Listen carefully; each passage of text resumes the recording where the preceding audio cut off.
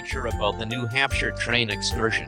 All of this dialogue came about after an unknown Augers member suggested that perhaps the club should consider taking a trip to New Hampshire to go up the famous Cog Railway. I am supportive of such an Augers Club event, only I won't be on the group bus. I'll already be in New Hampshire as your front man, coordinating, directing, translating.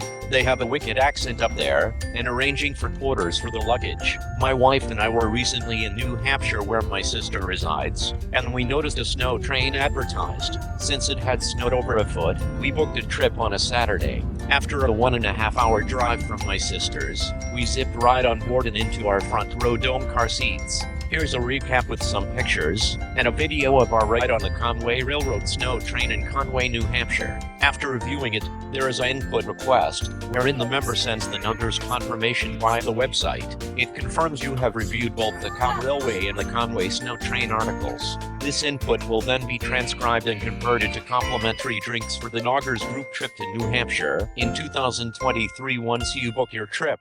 Here's a little about our Conway snow train trip.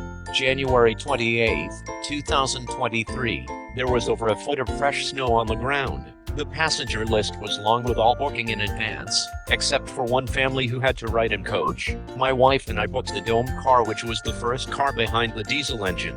There were about 6 cars total. The ride went out through the woods, and several times across the Saco River. The whole trip was about 30 minutes long. We rested at the Atterdash ski area for about 20 minutes. Some passengers got off to walk around and get refreshments. Then the train reversed back to Conway's beautiful Conway rail station.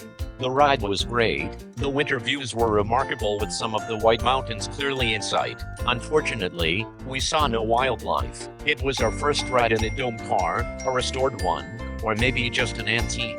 The clickety-clack was a soothing sound, as were the whistles for the road crossings. So that's a little about our trip.